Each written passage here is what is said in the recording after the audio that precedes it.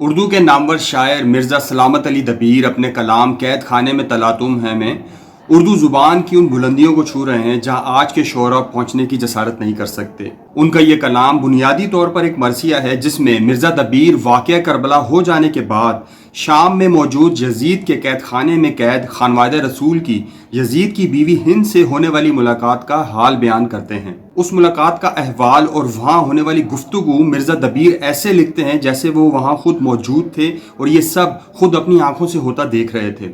مرثیہ کی زبان کی بات کی جائے تو اس میں آسان اور ثقیل دونوں طرح کے الفاظ کو استعمال کیا گیا ہے۔ جملوں کی بناوٹ کمال کی ہے۔ ہم قافیہ مصرع پڑھ اور سن کر انسان ان الفاظ کے پیچھے موجود پیغام میں کھو جاتا ہے۔ ندیم سرور نے سال 2007 میں مرزا دبیر کا یہ کلام پڑھا۔ ندیم سرور سے پہلے اور بعد میں بھی اس مرثیے کو کئی لوگوں نے اپنے انداز میں پڑھا، لیکن میری ناقص رائے میں ندیم سرور نے اس کلام کے ساتھ جو انصاف کیا ہے شاید وہ کوئی اور نہ کر سکے۔ آج امام حسین علیہ السلام کا چہلم ہے اور اسی نسبت سے میں نے اس کلام کا انتخاب کیا ہے۔ مرثیہ شروع ہوتا ہے جناب زینب سلام اللہ علیہ کی بے کسی کے بیان سے، کیونکہ وہی تمام قیدیوں کی نمائندہ ہیں۔ خود وہ شہزادی کونین کی دختر ہیں اور آج ایک قیدی کی حیثیت سے انہیں زوجہ حاکم کا استقبال کرنے کو کہا گیا ہے۔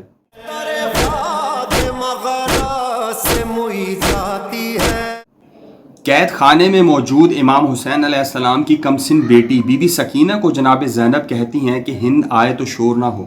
اس گفتگو کو جن الفاظ میں بیان کیا گیا ہے ان الفاظ کی گہرائی اتنی زیادہ ہے کہ وہ دل چیر دے۔ صبر تم کو ہے دکھانا نہ اٹھے شور و فغان۔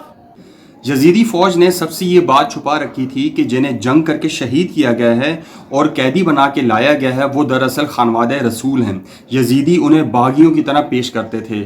ہند کو بھی حقیقت معلوم نہیں تھی کہ یہ قیدی کون ہیں، اور جب وہ قید خانے میں بے پردہ خواتین کو دیکھتی ہیں اور زنجیروں میں جکڑے امام سجاد کو دیکھتی ہیں تو انہیں محسوس ہو جاتا ہے کہ یہ لوگ وہ نہیں جو ان کے بارے میں بتایا جا رہا ہے۔ ان کے چہروں سے تو کچھ اور جھلک آتی ہے۔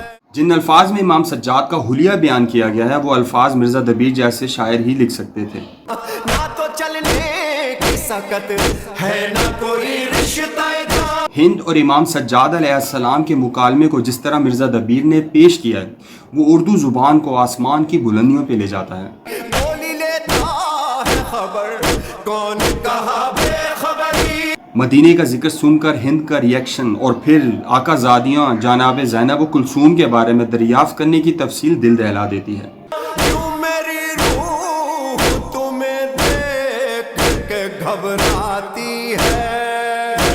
امید ہے آپ کو بھی یہ کلام اتنا ہی اچھا لگے اور اس میں موجود الفاظ سے آپ کی اردو وکیبلری بھی بہتر ہو، اور اس مرثیے میں موجود پیغام سے آپ کو خانوادہ رسول کی غربت کا اندازہ بھی ہو۔